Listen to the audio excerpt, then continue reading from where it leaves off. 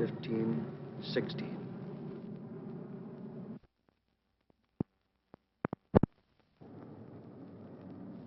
$17, 18. 18 dispatched, 18 returned. 23 dispatched.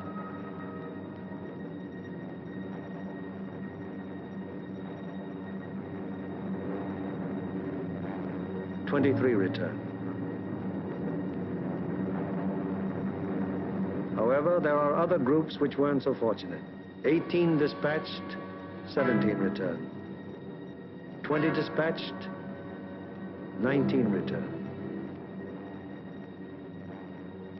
20 dispatched, 14 returned. 19 dispatched, 18 returned.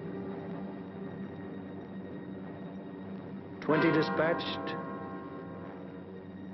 10 returned. 18 dispatched, 8 returned.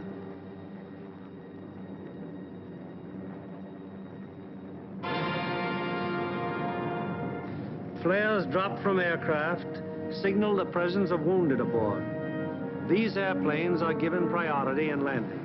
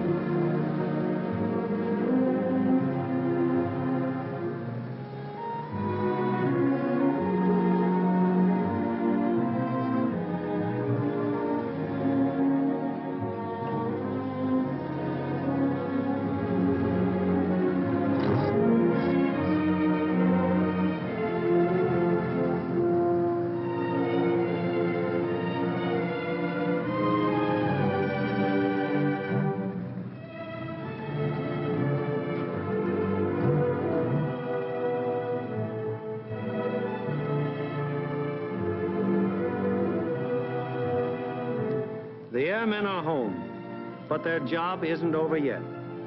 Before they can go to their billets for a well-earned rest, they must first undergo one of the most important phases of any mission, interrogation. It is highly important to question the crews at the first possible moment after the mission, while their impressions and memories are still fresh.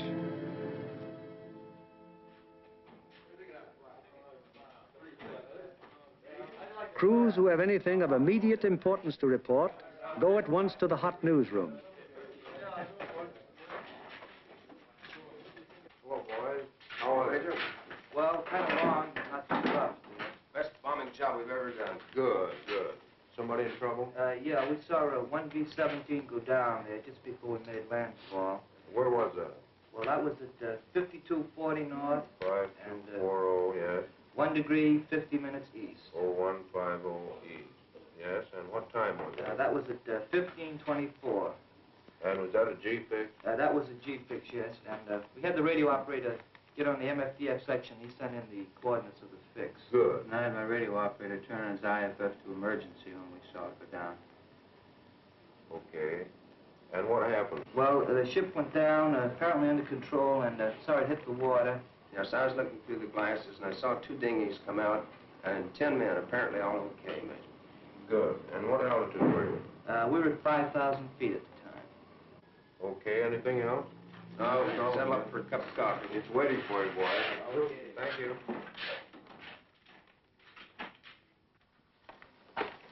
Third division, please. They are, Smitty. I got a B-17 crew down the dinghy. Thanks, Bill.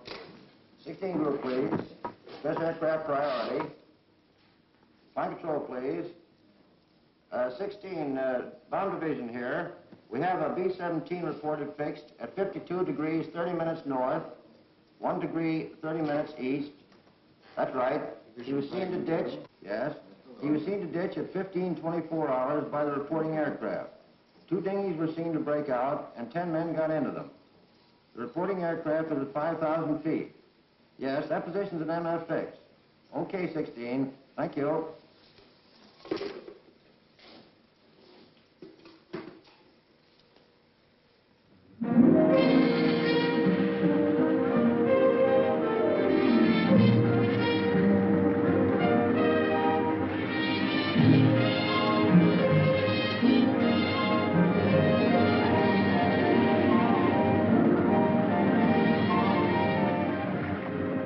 In one way or another, scores of our crews are saved by air-sea rescue from the English Channel and the North Sea and returned to combat service. Aside from human values, a trained fortress crew is even more valuable than the plane they man, and the work of the air-sea rescue unit has been of enormous value to the 8th Air Force. The hungry crews are fed enough to hold them until they can be interrogated and get to their regular chow. These men are from the groups that went to Anklam. What time did you go over the target? At 11:43 hours. We went in at 12,000 feet. Did you get your bombs on the target? Yeah. What about enemy fighter opposition? Well, that's something we should not discuss. Really? Well, let's get some of the details. Where did it begin, Paul? Well, they first jumped us at 10:30 there just off the Danish coast. And how long did the attack continue? They stayed with us to the target and until 13:27. Then at 13:45, we had another group attack and stayed until 14:05. We had a couple more attacks, and the last one was at 15:26, just off the Danish coast coming out. And about how many enemy fighters did you see? Well, I don't know how many of them might have been repeated, but I saw 60 or 70 myself. I couldn't keep track of them, sir, but I counted about 65. I stopped trying to count when I got to 50, sir.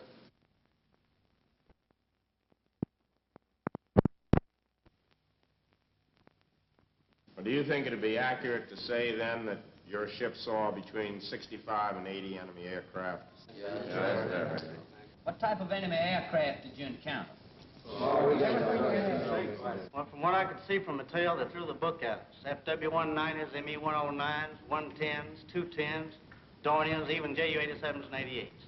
I saw a couple of Focke-Wulf 189s, at least 2 Heinkel 111s. What positions did they attack from? Oh, they came from all over the place. Fighters are pressing home their attacks from 300 to 400 yards. Would you characterize these attacks as determined? Determined? I'd rather you could say that again. No, I think those guys are really trying to shoot us down. I wouldn't be surprised. How would you describe the enemy fighter tactics? Well, I describe them as murderous. Yes, they usually attacked in formation, queue up about 300 or 400 yards away, 12 to 13 single-engine fighters come barreling right through the formation. How'd the twin-engine fighters react? They stayed out to the side and above, just out of the range of our guns, and shot cannons and rockets at us. Then they'd queue up and press home a regular fighter attack. What caliber would you say the cannons were? My guess would be 37 millimeters. What do you think, Adam? What about the rockets? We shot a lot of them. I didn't actually see any hit our formation, but they weren't doing us any good. I saw one of them blow a wing off the 17 below and ahead of us. They started to spin in. Any shoots? No, sir, I didn't see any. Where was this? Over the target, right after we talked about bombs. Fellows notice any distinctive markings on the enemy aircraft? Yeah. Oh, quite a few. There are a number of FW-190s, mostly yellow noses, some white noses. No red nose. No, I didn't see them. Boy, those yellow-nosed boys really come in close, don't they? Did you see that one come right on our left wing? Yeah, I saw 109 with black and white diagonal markings under the wings. Black and white. I had white nose. All right. Yeah. Getting back to those rockets, I believe that Jerry can reload his rocket guns from inside the ship. I think you can. That'd be my guess, too. I saw at least 9 bursts from rocket guns on one ME-210. 9 bursts. All right. Talking about 210s, there was one that came in and shot a cluster. It looked like clay pigeons to me. Say, those things look like baseballs to me. Can you describe that more fully? How did they react? Well, they didn't look like baseballs. It was more like streamlined and smoked all the way down, but they didn't explode. Didn't explode, huh? No. What about planes? I knocked down 2. They were making attacks about 5 o'clock level. Yeah, I saw them. One of them blew up in the air, and the other one went down in flames. The pilot of the second one bailed out. That was at 11:44. We were right over the IP. Were any other guns firing at these planes? No, sir. These were my babies. Any more? Yes, sir. I got one destroyed and one probable. I knocked a 210 down right over the target. The plane exploded in the air. I got a burst at a 110, and it started down in flames. I couldn't see whether it went all the way down or not. We were under constant attack. Bombing results and enemy fighter reaction are only one phase of the interrogation. The enemy's anti-aircraft defenses, their concentration and their accuracy are also matters of great interest to the interrogators. The group of the 2nd Division, which went to Danzig. How would you describe the flak en route to the target? From the coast to the target, it was meager and inaccurate as height and deflection. Over the target, it was still meager, but pretty accurate as height and deflection. Is that how the rest of you fellows would describe it? What about on the way back? Well, it was meager and inaccurate, except now when we crossed the coast. They threw up a box barrage that was pretty accurate as to height. In fact, it was good as to altitude, but the deflection was a little off.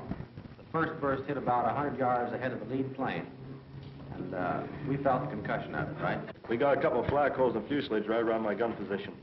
Any other battle damage? A couple of flak holes in the nose.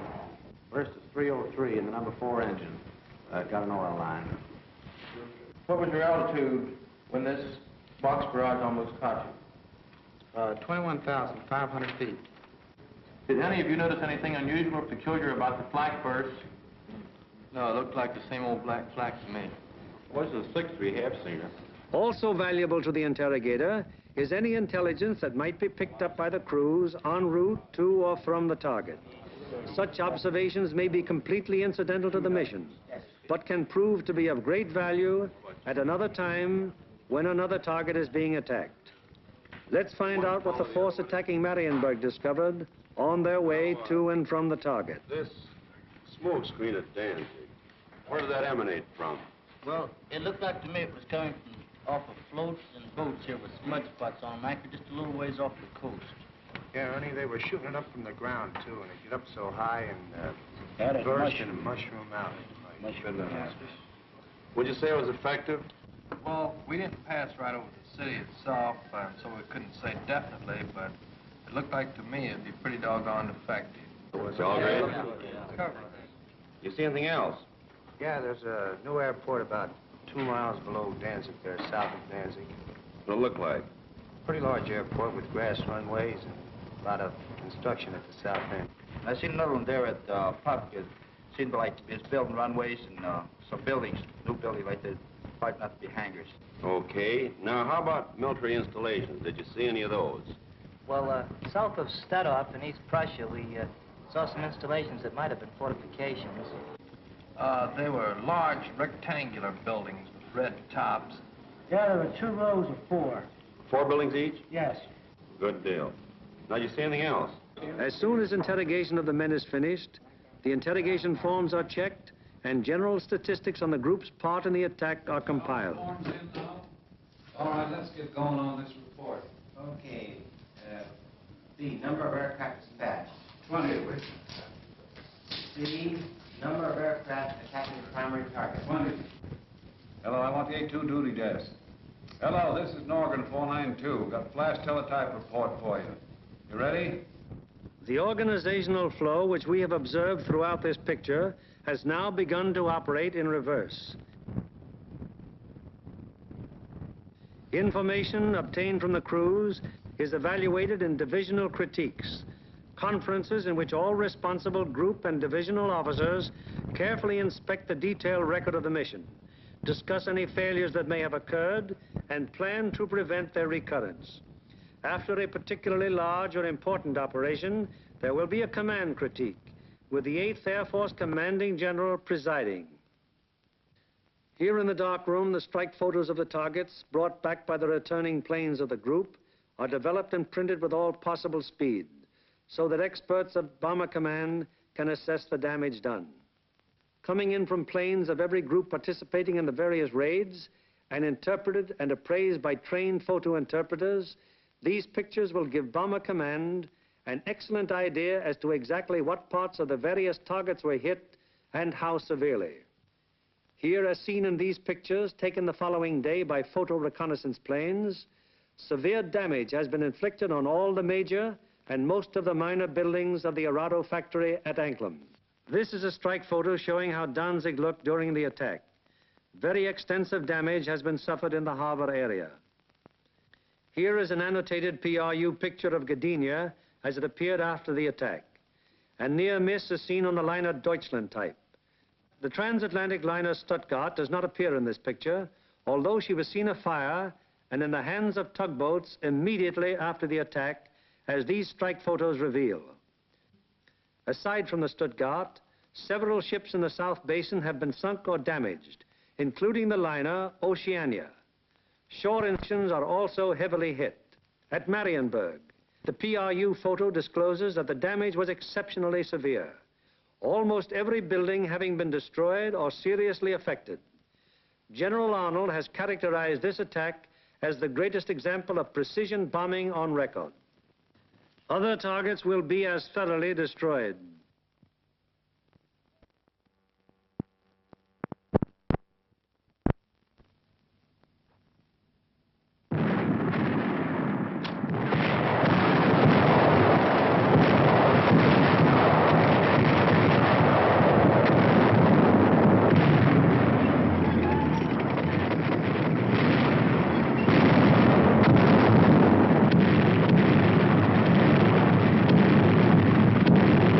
Today, while the invasion armies are pressing the Battle of Europe, the Battle of Germany continues.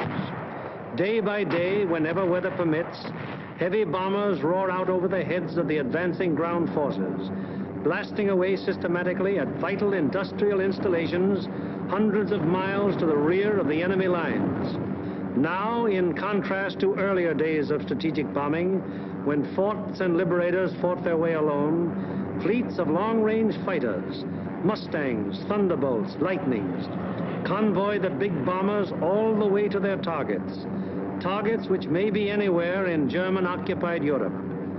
The flood of supplies, so necessary to the survival of an army or a nation, synthetic rubber, steel, food, fuel, textiles, this flood is gradually being reduced to a trickle. And finally, even this thin, inadequate stream will die away. Then the German armies in the field and the German workers on the home front will have no food for their stomachs, no clothing for their bodies, no metals for their machines, and no fuel with which to run them. Then the Battle of Germany will be won, and with it, the Battle of Europe.